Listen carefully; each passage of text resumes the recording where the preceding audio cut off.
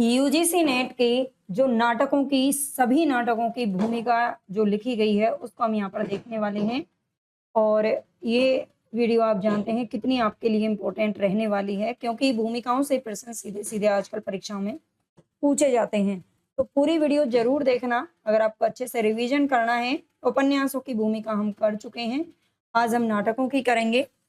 तो यहाँ से सीधे-सीधे आपकी परीक्षा में प्रश्न ज़रूर देखने को मिलेंगे। पहला इसमें हमारा जो नाटक है, उसका नाम है सिंदूर की होली 1934 ईस्वी। अब आप ये सोचोगे कि मैम इससे पहले के जो नाटक हैं, उनका क्यों नहीं लिखा? भाई उनमें भूमिका नहीं है, ठीक है? हर किसी नाटक में या हर किसी गद्य-विधा की भूमिका नहीं है, कुछ की है तो उनको हम यहाँ पर देख लेंगे। सिंदूर की होली 1934 ईस्वी में प्रकाशित हुआ लक्ष्मी नारायण मिश्र जी का नाटक है। याद रखना इसकी भूमिका में इस नाटक की भूमिका में ही राम प्रसाद त्रिपाठी लिखते हैं। सबसे पहले तो याद रखिएगा इसकी जो भूमिका है वो किसने लिखी है? राम प्रसाद त्रिपाठी जी ने। और क्या कहते हैं? प्रस्तुत नाटक के रचयिता Shri Lakshmi Narayan ji Ibsen, Bernard Shaw आदि नाटककारों के विचारों और भावनाओं से प्रेरित होकर हिंदी नाट्य साहित्य में नवीन धारा का प्रचार करने की चेष्टा कर रहे हैं। मिश्र जी ने बुद्धिवाद से प्रेरित होकर ये नाटक लिखा और यह एक समस्या नाटक है। ठीक है, वैसे भी समस्या नाटकों के प्रवर्तक माने जाते हैं कौन? लक्ष्मी नारायण, श्री लक्ष्मी नारायण मिश्र। ठीक है, याद रखना।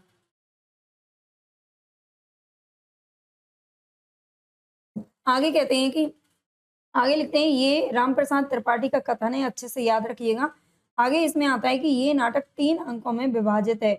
इसमें तत्कालीन नारी समस्याओं का चित्रण किया गया है, जिसमें नारी देह पुनर्विवाह और वैधव्य की समस्या पर प्रकाश डाला गया है। वैधव्य यानी कि जो विधवा हो जाती हैं औरतें उनका। इसमें मिश्र जी के द्वारा प्रेम कला एवं साहित्य का खूबसूरत अंतर्द्वंद चित्रित हुआ है। प्रत्येक पात्र का अपना अपना व्यक्तित्व है। प्रत्येक की भावना और व्यक्तित्व का चित्रण सहानुभूति पूर्वक किया गया है। इसमें भावुकता के भीतर बुद्धिवाद का पक्ष लिया गया है और सामाजिक वैषम्य को पृष्ठभूमि में नारी और पुरुष के संबंधों का चित्रण किया गया है। आगे आता है दूसरा हमारा जो नाटक है अंधा युग 1955 में प्रकाशित होता है। गीति नाट्य है धर्मवीर भारती जी का। इसकी भूमिका में क्या है? अंधा युग कदापि नहीं लिखा जाता, ठीक है, कभी भी नहीं लिखा जाता यदि उसका लिखना ना लिखना मेरे बस की बात रह गई होती। लेखक धर्मवीर भारती जी यहाँ पर कह रहे हैं कि अंधा अंधा युग नहीं लिखा जाता अगर उसका लिखना और ना लिखना अगर मेरे बस में होता तो। इस कृति का पूरा जटिल वितान जब मेरे अंतर में उभरा, यानी कि जब मेरे मन में आया इस कृति का पूरा जटिल वितान, तो क्या हुआ कि मैं असमंजस में पड़ गया। थोड़ा डर भी लगा कि इस अभिशप्त भूमि पर एक कदम भी अगर रखा तो फिर बचकर नहीं लौटूंगा। पर एक नशा होता है अंधकार के गरजते महासागर की चुनौती को स्वीकार करने का, पर्वताकार लहरों से खाली हाथ जूझने का, अनमापी गहराइयों में उतरते जाने का और फिर अपने को सारे खतरों में डालकर आस्था के प्रकाश सत्य मर्यादा के कुछ कणों को बटोरकर बचाकर धरातल तक ले जाने का। इस नशे में इतनी गहरी वेदना और इतना तीखा सुख में घुला मिला रहता है कि उसके आस्वादन के लिए मन बेबस हो उठता है। उसी की उपलब्धि के लिए यह कृति लिखी गई है। ठीक है, यानी कि धर्मवीर भारती जी का यहाँ पर क्या कहना है कि अंधा युग आप जानते हैं ये महाभारत की आधार विषय पर लिखा गया है अंधा युग। ठीक है, उसके अ, तो यहाँ पर ये क्या है कि उन्हें पहले बहुत डर लग रहा था इसे लिखने में कि अगर वो लिखेंगे तो इसमें बहुत सारी चीज़ें ऐसी लिखनी पड़ेंगी जो वो नहीं चाहते थे, लेकिन फिर भी कहीं न कहीं कुछ नया करने का जोश था, इसीलिए उन्होंने इस कृति को लिख डाला। एक स्थल पर आकर मन का डर छूट गया। कुंठा, निराशा, रक्तपात, प्रतिशोध, विकृति, क्रूरता, अंधापन, इनसे हिचकिचाना क्या? इन्हीं में तो सत्य के दुर्लभ कण छिपे हुए हैं। तो इनमें क्यों ना मैं निडर धंसूं? इनमें धंसकर भी मैं मर नहीं सकता। हम ना मरे मरी है संसारा, ये पंक्ति पहले पूछी जा चुकी है।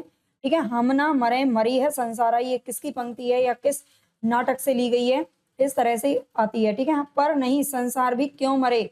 मैंने जब वेदना सबकी भोगी है तो जो सत्य पाया है वह अकेले मेरा कैसे हुआ? एक धरातल ऐसा भी होता है जहाँ निजी और व्यापक का बाह्य अंतर मिट जाता है। वे भिन्न नहीं रहते, कय्यत भिन्न न भिन्न। ठीक है, ये भी पंक्तियां हैं जो पूछी जाती हैं। आगे यह तो व्यापक सत्य है जिसकी निजी उपलब्धि मैंने ही की, उसकी मर्यादा इसी में है कि वह पुनः व्यापक हो जाए। ये धर्मवीर भारती जी ने ही लिखा है। आगे आषाढ़ का एक दिन, आषाढ़ का एक दिन 1958 में प्रकाशित होता है। मोहन राकेश जी का नाटक है और मोहन राकेश का जन्म 1925 में होता है और 1972 में तक ये रहते हैं पृथ्वी पर। ठीक है, दो शब्द इन्होंने भूमिकाओं में क्या लिखा है कि दो शब्द अपनी तरफ से कुछ लिख दें। हिंदी नाटक रंगमंच की किसी विशेष परंपरा के साथ अनुस्यूत नहीं है। ठीक है, जो हिंदी नाटक है वो रंगमंच के किसी विशेष परंपरा के साथ अनुस्यूत नहीं है।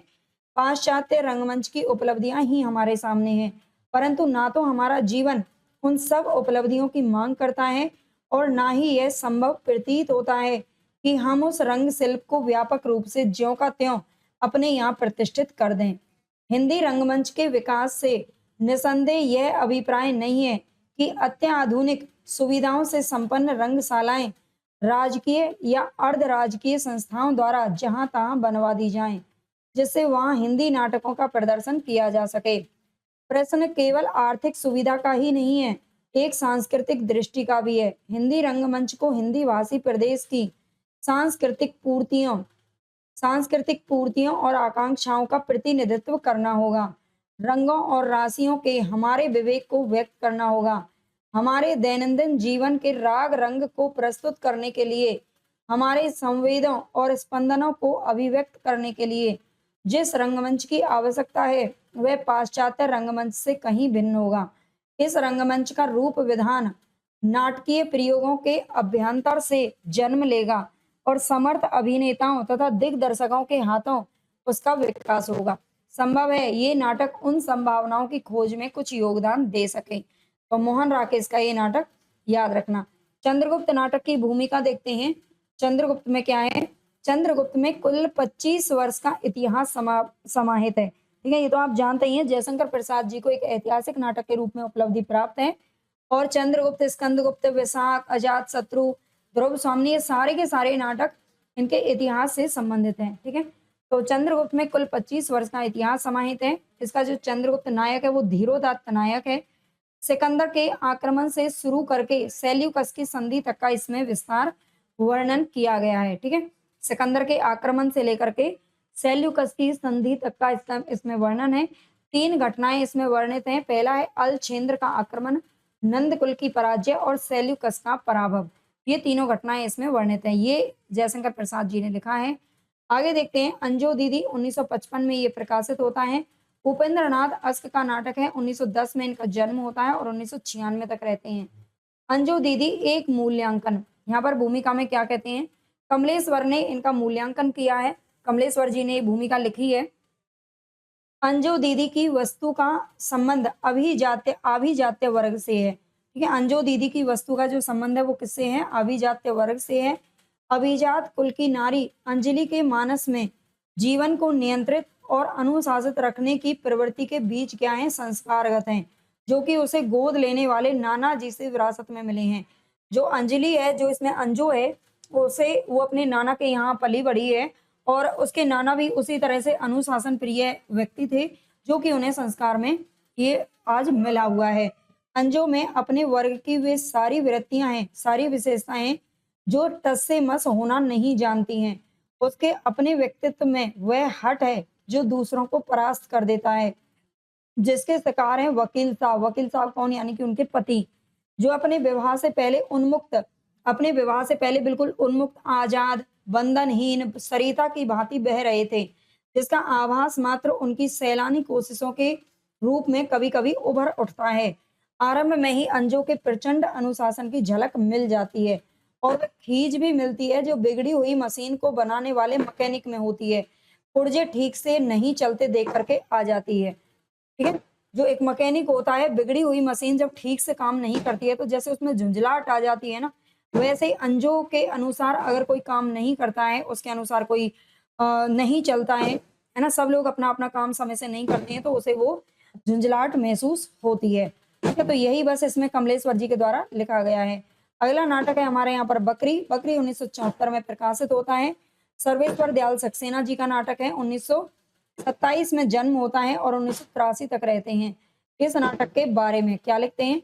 यह नाटक इब्राहिम अलकाजी के साथ इस बातचीत के बाद लिखा गया कि हिंदी में आम आदमी का समसामयिक कोई नाटक नहीं है। ठीक है, उस समय आम आदमी के आम आदमी के मतलब जो मन में उतरे या हर कोई जिसको पढ़ सके या हर किसी से संबंधित हो, आम आदमी से संबंधित हो, ऐसा कोई नाटक उस समय नहीं था। इब्राहिम अलकाजी के साथ जब ये बातचीत हुई तो इन्होंने इस नाटक की रचना की। इसके लिखे जाने पर उनके राष्ट्रीय नाट्य मंडल की नाट्य मंडली ने इसे 2 दिन कुछ आमंत्रित लोगों के सामने खेला भी, लेकिन किन्हीं अज्ञात कारणों से इसका विधिवत प्रदर्शन नहीं किया गया। बाद में राष्ट्रीय नाट्य विद्यालय के ही एक छात्र जिनका नाम था रंजीत कपूर, उन्होंने इसे लखनऊ में प्रस्तुत किया, जहां इसकी प्रस्तुति को राज्य की नाटक अकादमी ने पुरस्कृत भी किया। ठीक है, लिखे जाने और खेले जाने के दौरान आगे क्या लिखते हैं? लिखे जाने और खेले जाने के दौरान नाटक के आलेख में रूप की दृष्टि से कुछ परिवर्तन हुए, कुछ और भी जुड़ा। राष्ट्रीय नाट्य विद्यालय और लखनऊ की प्रस्तुति में वे जुड़े हुए अंश नहीं खेले गए। इसे संपूर्ण रूप में प्रस्तुत करने के लिए आलेख कविता नागपाल ने ले लिया। ठीक है, आलेख कविता नागपाल ने ले लिया और इसे जन नाट्य मंच द्वारा प्रस्तुत करने का बीड़ा उन्होंने उठाया। उसी समय संयोग से श्रीकांत व्यास से भेंट हुई। श्रीकांत व्यास से भेंट हुई और उन्होंने इसे तुरंत छापने में उत्साह दिखाया। फलस्वरूप इसका प्रकाशन और प्रथम बार संपूर्ण मंचन साथ साथ संपन्न हुआ। नाटक में अनेक रूपगत परिवर्तनों और परिवर्धनों के लिए लेखक कुमारी ज्योति देश पांडे, भानु भारती और कविता नागपाल का कृतज्ञ हूँ। ठीक है, कृतज्ञ है किसके लिए? जो नाटक में अनेक इसमें कुछ परिवर्तन किए गए, कुछ चीजें और जोड़ी गई। ठीक है, तो उसके लिए किनके कृतज्ञ हैं, किनके आभारी हैं लेखक? तो कुमारी ज्योति देश पांडे, भानु भारती और कविता नागपाल। जिस लगन और परिश्रम से ज्योति देश पांडे ने राष्ट्रीय नाट्य विद्यालय में इसका निर्देशन किया, वह लगभग अनदेखा ही रह गया। ये खेद की बात है। ये नाटक नहीं लिखा जाता। यदि हिंदी में ऐसा कोई नाटक होता जिसमें जन चेतना को, ये क्वेश्चन भी पूछा जा चुका है कि कौन सा सत्य है, कौन सा असत्य है, इस तरीके से। ठीक है, यहाँ पर 3 ये बातें हैं इंपॉर्टेंट, याद रखना। यदि हिंदी में कोई ऐसा नाटक होता जिसमें जन चेतना को लोक भाषा और लोक रूपों के माध्यम से सामाजिक अन्याय के साथ जोड़ने का एक नया व्याकरण देखने को मिलता, तो ये नाटक नहीं लिखा जाता, ये लेखक ने कहा है। आगे कहते हैं कि ये नाटक नहीं लिखा जाता यदि हिंदी के तथाकथित श्रेष्ठ नाटक बड़े प्रेक्षागृहों, भारी तामझाम और विद्वत प्रेक्षक समाज के मोहताज ना होते तो। तीसरा इसमें नाटक है, यदि हिंदी के नाटककार यशः प्रार्थी ना होकर आम आदमी की पीड़ा, आम आदमी की जवान में, आम आदमी के बीच ले जाना हिंदी रंगमंच के लिए आज अगर अनिवार्य मानते तो ये नाटक नहीं लिखा जाता। ये नाटक जितना ही गांव, कस्बों, मजदूर बस्तियों और स्कूलों, कॉलेजों में खेला जाएगा, उतना ही इसका उद्देश्य है जो पूरा हो पाएगा। यानी कि आम जनता को इस नाटक को देखना चाहिए, समझना चाहिए, तभी इस नाटक को लिखे जाने का उद्देश्य पूरा होगा। ये लेखक का कथन है। आगे है आधे अधूरे नाटक 1969 में प्रकाशित होता है। मोहन राकेश का जन्म देख लेना। निर्देशक का वक्तव्य, निर्देशक का वक्तव्य इसमें कौन है? ओम शिवपुरी जी लिखते हैं। एक निर्देशक की दृष्टि से आधे अधूरे मुझे समकालीन जिंदगी का पहला सार्थक हिंदी नाटक लगता है। किसने कहा है? ओम शिवपुरी ने कहा है, जो इसके निर्देशक हैं, इसके डायरेक्टर बने, इसको मतलब एक नाटक के रूप में या धारावाहिक के रूप में भी चलाया गया। तो यह मौजूदा जीवन की विडंबना के कुछ एक सघन बिंदुओं को रेखांकित करता है। इसके पात्र, स्थितियां एवं मने स्थितियां यथार्थपरक तथा विश्वसनीय हैं।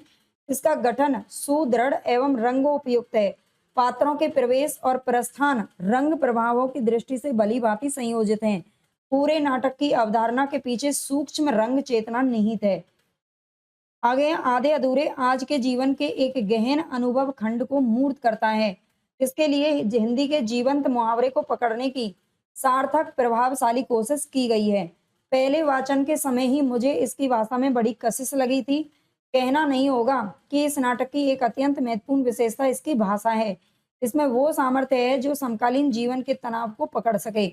शब्दों का चयन, उनका क्रम और उनका संयोजन सब कुछ ऐसा है जो बहुत संपूर्णता से अभिप्रेत को अभिव्यक्त करता है। लिखित शब्द की यही शक्ति और उच्चारित ध्वनि समूह का यही बल है।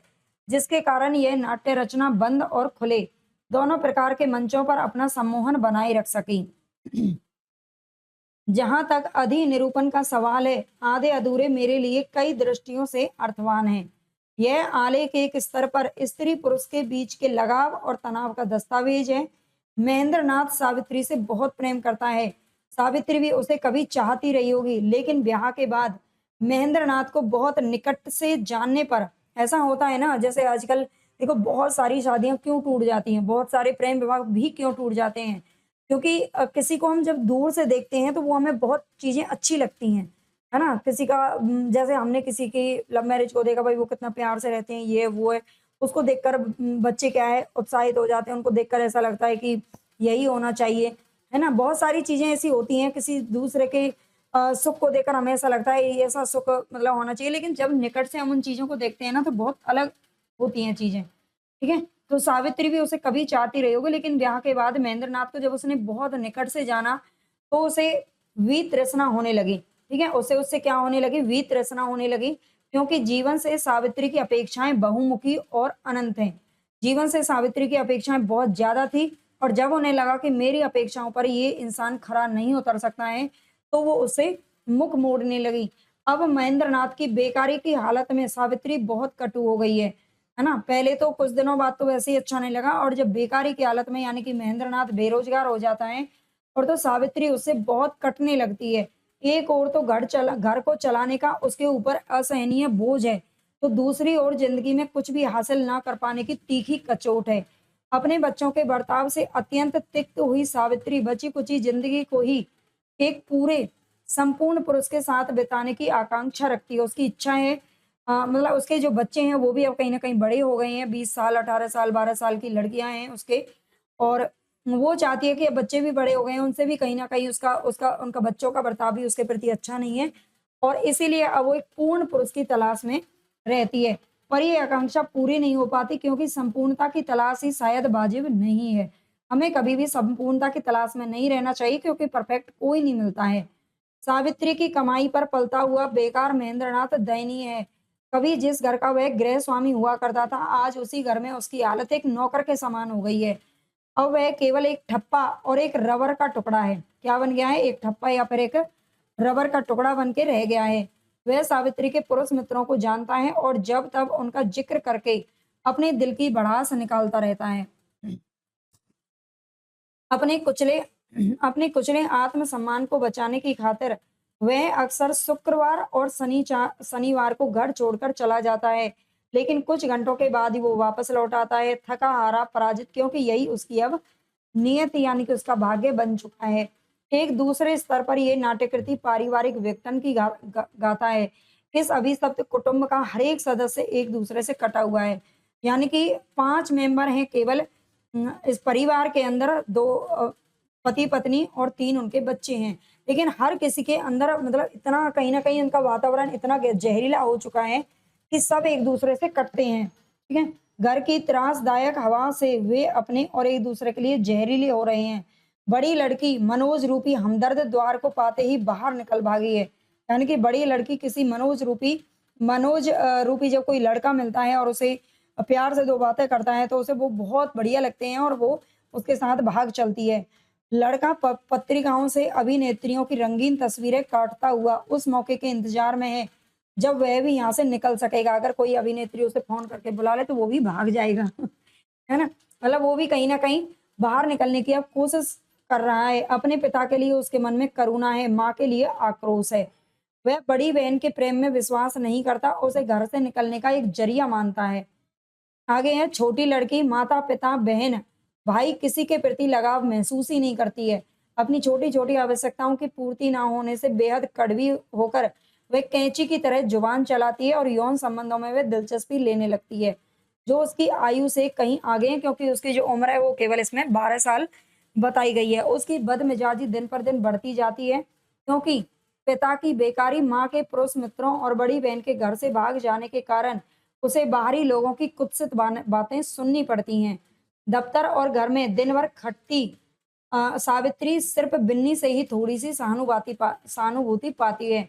हालांकि बिन्नी भी उसे उससे इसी सलवार की सॉरी सवाल की तलबगार है कि इस घर में ऐसा क्या है? बिन्नी उसकी बड़ी लड़की का नाम है। ये सब पात्र वगैरह मैं पहले पढ़ा चुकी हूँ। ठीक है? इसी सवाल की तलबगार है कि इस घर में ऐसा क्या है जो यहाँ से निकल जाने के बाद भी उसके और मनोज के बीच काली छाया के समान आ जाता है। होता है ना कि जो हमारे संस्कार होते हैं, जो हमारी परवरिश होती है, हम चाहे देश दुनिया में कहीं भी जाकर के बस जाएँ, लेकिन हमारे अंदर के जो संस्कार वो हमें कहीं भी उसी तरह का काम हम करते हैं जो कि हमने पहले से जो हमारे विचार बन चुके हैं, जो हम पहले से सीख चुके हैं और उसने अपने घर से कहीं न कहीं अपने माँ-बाप से चीज़ें अच्छी नहीं सीखी हैं और आगे जाके भी वो अपने पति-पत्नी दोनों खुश नहीं रह पाते हैं। अशोक सावित्री के प्रभावशाली व्यक्तियों से संबंध बनाने का विरोधी है। जो उसका बेटा है वो 21 साल का है अशोक, सबसे बड़ा है और वो अपनी माँ के अलग-अलग व्यक्तियों से संबंध बनाने का विरोधी है क्योंकि ऐसे लोगों के घर में आने पर वह अपनी निगाह में जितना छोटा है उससे कहीं और अधिक छोटा हो जाता है। कुल मिलाकर ये पारिवारिक अंतर संबंध दिलचस्प ढंग से बहुस्तरीय है। एक अन्य स्तर पर ये नाट्य रचना मानवीय संतोष के अधूरेपन का रेखांकन है।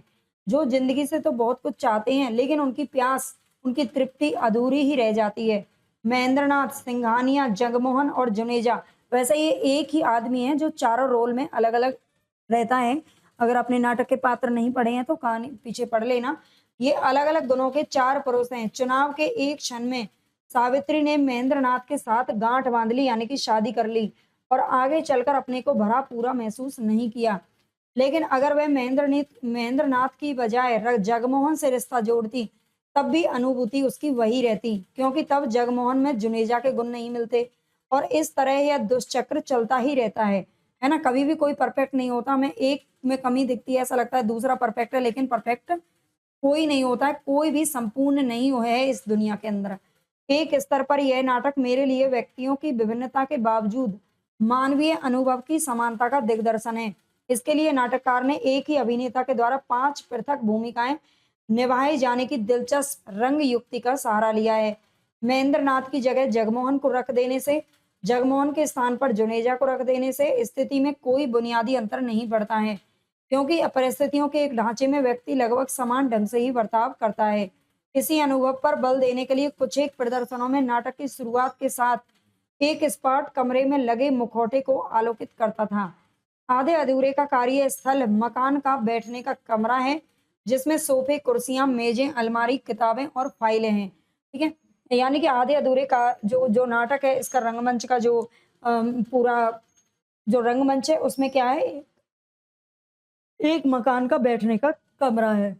यह कमरा एक समय साफ-सुथरा कभी रहता होगा, पर सालों की आर्थिक कठिनाइयों के कारण अब सब पर धूल की तह जम गई है।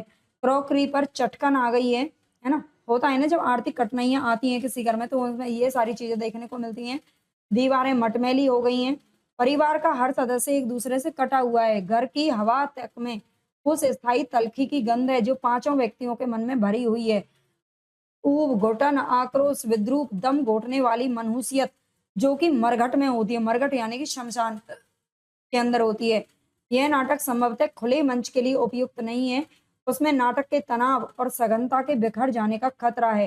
यानी कि खुले रंगमंच पर हम इस नाटक को नहीं खेल सकते, है ना? क्योंकि इसमें जो बिल्कुल एकदम क्या है कि उनके अंदर जो ऊबापन है, जो उबाऊपन है, जो चीज़ें हैं, वो खुले रंगमंच पर नहीं दिखाई जा सकती। लेकिन मेरी ये मान्यता है कि गंभीर नाट्य दल को दर्शक पाने के लिए नए रास्ते ढूँढने होंगे। मैं प्रदर्शन में सादगी का कायल हूँ, इसलिए प्रकाश व्यवस्था में भी किसी तरह के लटके नहीं थे। नाटक के लिए उपयुक्त सादी आलोक पद्धति थी।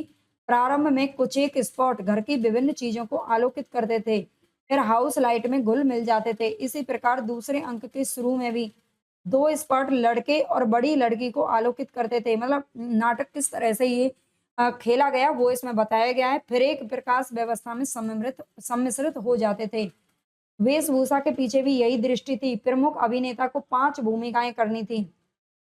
इसके लिए के वह केवल एक ऊपरी वस्त्र ही बदलता, मतलब ऊपर वाला जो वस्त्र पहनता है ना उसको बदलता था। जैसे पहले वो कमीज पहन करके आता है किसके रूप में, महेंद्रनाथ के रूप में, फिर काला को फिर मतलब बंद को गले वाला कोट पहन लेता है, फिर इस तरह से नीचे लेकिन उसने पतलून ही पहनी हुई है हर, ठीक है?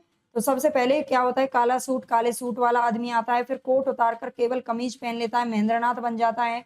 फिर बंद गले का कोट और टोपी पहन लेता है, सिंघानिया बन जाता है। फिर आगे हाई नेक की कमीज पहन लेता है, जगमोहन बन जाता है। और फिर लंबा कोट पहन लेता है, जुनेजा बन जाता है। ठीक है।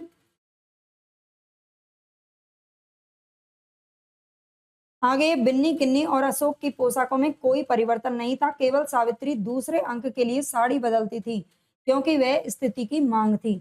प्रस्तुति की ये एक अन्य उल्लेखनीय विशेषता थी कि मेकअप का नहीं होना, मतलब मेकअप नहीं था किसी के ऊपर। नायिका केवल वही मेकअप किए हुए थी जो उस जैसी स्त्री वास्तविक जीवन में करती हैं। इसके अलावा किसी कलाकार ने पाउडर इत्यादि को भी नहीं छुआ था। मतलब होता है ना, जैसे फिल्मों वगैरह में सब लोग कितना मेकअप करते रहते हैं, लेकिन इस नाटक में मेकअप की भी कोई जरूरत थी ही नहीं, है ना। तो किसी ने मेकअप नहीं किया, किसी ने पाउडर वगैरह को भी नहीं छुआ था। इस प्रदर्शन की एक महत्वपूर्ण विशेषता थी नाटककार और निदेशक का पारस्परिक सहयोग। पहले पूर्वाभ्यास से ही राकेश जी साथ थे और वे पहले प्रदर्शन तक वे बराबर इस कलात्मक यात्रा के सहयात्री रहे। फर्नीचर में तिपाई के चुनाव से लेकर नाटक के अधिनिरूपण तक हमने साथ साथ काम किया। अनेक बार मतभेद भी हुए, लंबे वाद विवाद भी हुए, लेकिन अंतिम रूप में जो नाट्य परिणाम सामने आया उसे लेकर हम दोनों ही सहमत थे। अर्थात प्रस्तुति में ऐसा एक भी तत्व नहीं था जिससे या तो मैं असहमत होता या फिर राकेश जी। ओम शिवपुरी के द्वारा लिखा गया है। अगला है यहाँ पर महाभोज नाटक, जो कि मन्नू भंडारी जी का है, 1982 में प्रकाशित होता है। तो इसकी भूमिका में क्या लिखते हैं, सबसे पहले तो मंच प्रस्तुति से पहले क्या लिखा है। महाभोज पहले उपन्यास के रूप में लिखा गया और फिर नाटक के रूप में लिखना मेरे लिए बिल्कुल दो भिन्न रचनात्मक अनुभवों से गुजरना रहा है।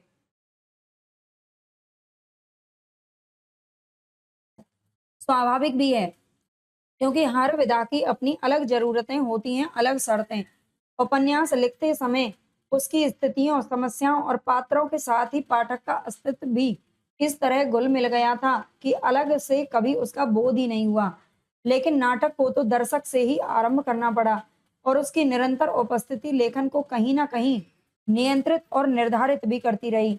उपन्यास के पूरे विस्तार को कसी हुई और प्रभावपूर्ण दृश्य योजना में बदलना, अपने को अनुपस्थित करके केवल संवादों और क्रियाओं या मुद्राओं के माध्यम से सारे पात्रों और स्थितियों को उजागर करना, सारी प्रस्तुति को सीमित अवधि और रंग स्थलों में केंद्रित कर देना, ये और ऐसी ही ना जाने कितनी अपेक्षाएं, सीमाएं थी जिनसे बंधकर मुझे अपनी बात कहनी थी, कथ्य के प्रभाव को सुरक्षित रखते हुए। इस प्रकार नाटक की अपेक्षाओं और अपने मंतव्य के बीच निरंतर संतुलन बिंदु खोजते जाना मेरे उपन्यासकार के लिए निहायत ही नया अनुभव था। निश्चय ही इस प्रक्रिया ने मेरी समझ और दृष्टि को अधिक व्यापक और समृद्ध किया। उपन्यास के रूप में महाभोज ना तो चरित्र प्रधान उपन्यास है और ना ही समस्या प्रधान। वैसे कथानकों में आसानी यह होती है कि सारी चीज को समेटकर चरित्र या समस्या के आसपास केंद्रित कर दिया जाता है। रचना तब चुस्त भी लगती है और नुकीली भी। महाभोज आज के राजनीतिक माहौल को उजागर करने वाला स्थिति प्रधान उपन्यास है। आज राजनीति को स्वप्नों, आदर्शों और मूल्यों वाला व्यक्ति नहीं चलाता, बल्कि राजनीति खुद अपने चरित्र गढ़ती चलती है। ऐसे चरित्र जो अपने भीतरी निर्णय, विवेक या साहस से नहीं चलते, वरन स्थितियों के दबाव से बनते और बिगड़ते हैं। उनका महत्व इसमें निर्जीव मोहरों से अधिक नहीं है। हर प्यादे की लड़ाई फर्जी बनने की है। लड़ाई की इस विसात ने समाज के इस हर वर्ग को धीरे धीरे अपने चंगुल में ले लिया है। लेकिन मनुष्य क्या इतनी आसानी से अपने को स्थितियों के सुपुर्द कर देता है? यह बिल्कुल भी प्रतिरोध नहीं करता। इस अर्थ में यह उपन्यास स्थिति प्रधान भी है और यथा स्थिति के विरुद्ध विद्रोह भी है। व्यापक पृष्ठभूमि और चरित्रों की भीड़ वाले इस कथानक को केवल 2-2.5 घंटे की सीमित अवधि में समेटकर नाटक के रूप में प्रस्तुत करने के लिए अपन उपन्यास को बेहद निर्ममता से काट देना, बदलना या फिर नई ढंग से लिखना मेरी मजबूरी थी। इस प्रयास में मुझे बराबर सहयोग मिला नाटक की निर्देशिका श्रीमती अमाल अलाना और प्रेम मटियानी से। नाम याद रख लेना। उनके साथ निरंतर विचार विमर्श करके जो आलेख तैयार किया, रिहर्सल के दौरान उसमें भी अनेक संपादन संशोधन करने पड़े। मंच के लिए आलेख के अंतिम रूप तक आने में तमाम अलाना और मटियानी के सक्रिय सहयोग के अतिरिक्त इसमें विजय पश्यप और डॉक्टर दौल का भी योगदान उल्लेखनीय है। शायद दुनिया के हर नाटक को कागज तक पहुंचने में इसी प्रकार के सहयोगी प्रयासों और सुझावों से गुजरना पड़ता है। फिर मंच प्रस्तुति के बाद में भूमिका लिखी है और आखिर महाभोज नाटक मंचित हो गया। अगर पत्र पत्रिकाओं, नाट्य समीक्षकों और सबसे अधिक दर्शकों की प्रतिक्रियाओं पर विश्वास किया जाए तो यह नाट्य जगत की एक अभूतपूर्व घटना है। आलेख, निर्देशन, मंच सज्जा, प्रकाश योजना और राष्ट्रीय नाट्य विद्यालय के रंगमंडल से सधे और मजे हुए कलाकारों का अभिनय, सभी बातों का कुछ ऐसा संतुलित तालमेल बैठ गया कि नाटक के प्रभाव ने एक बार तो दर्शकों को स्तब्ध कर दिया। वाच्य की प्रासंगिकता को देखते हुए यह विश्वास तो हम सभी को था कि दर्शक सहज ही इसके सहभागी हो जाएंगे, लेकिन नाटक इस आदत को उनको आंदोलित और उद्वेलित कर देगा, इसकी कल्पना मैं नहीं की थी। वस्तुतः इस प्रभाव उत्पादक सफलता का श्रेय इसकी प्रस्तुति को ही जाता है, लेकिन नाटक की यह सफलता आज मेरे लिए एक सीमा भी बनाएगी। सच पूछिए तो अमाल ने जिस लगन, परिश्रम और व्यक्तिगत लगाव से इसे मंच रूप दिया, उसके बाद कुछ भी कहना मेरे लिए शायद उपलब्धि ही था। हाँ, एक असहमति जो मुझे प्रारंभ में भी थी, आज भी है। पूरे नव सूत्रधार की कोई संगति और सार्थकता में समझ नहीं पाई। तटस्थ दर्शक की तरह देखकर समेटने के लिए उन्हें सूत्रधारी की आवश्यकता महसूस हुई और ये काम उन्होंने मध्य वर्गीय प्रबुद्ध शोध छात्र महेश से लिया ताकि पूरे नाटक को एक एंगल दिया जा सके। मेरे विचार से इस प्रकार के केंद्रीय पात्र विहीन और स्थिति प्रधान नाटकों में दर्शक स्वयं सीधे स्थितियों के साथ तादात्म्य स्थापित कर लेता है, उनका सहभागी हो जाता है और स्वयं ही केंद्रीय पात्र की भूमिका निभाने लगता है। इसके अतिरिक्त नाटक की समाप्ति पर सूत्रधार का शब्दहीन संवाद इस बात को तो स्पष्ट कर देता है कि स्थितियां अब कहने सुनने से परे चली गई हैं, लेकिन इससे उपन्यास में विद्रोह और संघर्ष की जिस निरंतरता की ओर संकेत है, वह कहीं ना कहीं धुंधला होकर टूटता सा लगता है। बेहतर तो ये होता कि महेश किस प्रकार बिंदा के संघर्ष को आगे बढ़ाने वाली कड़ी के रूप में उभर कर आता है और इस विश्वास की पुष्टि करता कि विद्रोह की आग दबाई तो जा सकती है, पूरी तरह से कुचली नहीं जा सकती है। बहरहाल दिल्ली के दर्शकों ने जिस गर्मजोशी और लगा भरे उत्साह से इस नाटक का स्वागत किया, इससे दिल्ली में इसके अनेक प्रदर्शन होने की संभावना बढ़ गई है। बंबई, कलकत्ता, पटना आदि शहरों से लगातार इसके आलेख की मांगे आ रही हैं और निश्चित है कि वहां भी इसका मंचन किया जाएगा।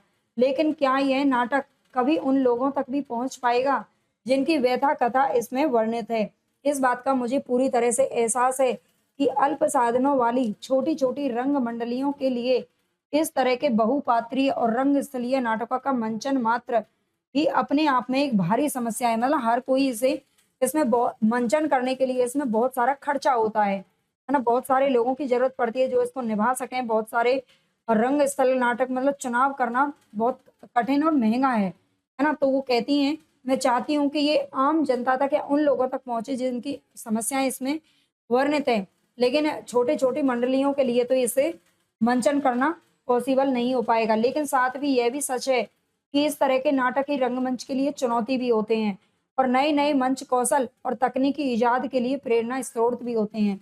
आज देश के नए नए मंच कौशल या तकनीकी इजाद के लिए प्रेरणा स्रोत भी आज देश के अनेक भागों में कई नाट्य मंडल ऐसे भी हैं जिनके लिए नाटक मात्र एक कला अभ्यास ही नहीं बल्कि सामाजिक जागृति और संघर्ष का हथियार भी है। इनमें से यदि कुछ अपने अपने क्षेत्र में महाभोज का मंचन करें तो ये तय है कि प्रस्तुति इतनी भव्य, कलात्मक और सफल नहीं होगी, पर शायद सार्थक अधिक हो, क्योंकि मूलतः यही इस नाटक की आत्मा की मांग है। ठीक है, मतलब ज्यादा से ज्यादा चीजें लोगों को देखना चाहिए, बस ये इस नाटक का उद्देश्य होगा। बड़े बड़े नगरों के सभ्य नागरिकों के लिए महाभोज की तकलीफ एवं संघर्ष सुपरिचित स्थिति से दिल दहला देने वाला लेकिन मात्र एक कलात्मक साक्षात्कार भर है, जबकि देश की संघर्षरत जो जनता है उसके लिए साहस और प्रतिरोध का हथियार है। ये मन्नू भंडारी जी ने कहा है मंच प्रस्तुति से पहले भी और बाद में भी इन्होंने अपना जो है मत यहाँ पर रखा है। तो आपको क्लास कैसी लगी कमेंट में जरूर बताना। अच्छी लगी हो तो सारे बच्चे लाइक सब्सक्राइब जरूर कर लेना भाई। और मैं जानती हूँ ये क्लास आपके लिए बहुत ही ज्यादा उपयोगी रहेगी, है ना। अगर 1-2% भी यहाँ से बनते हैं तो आपके लिए बहुत अच्छी बात है।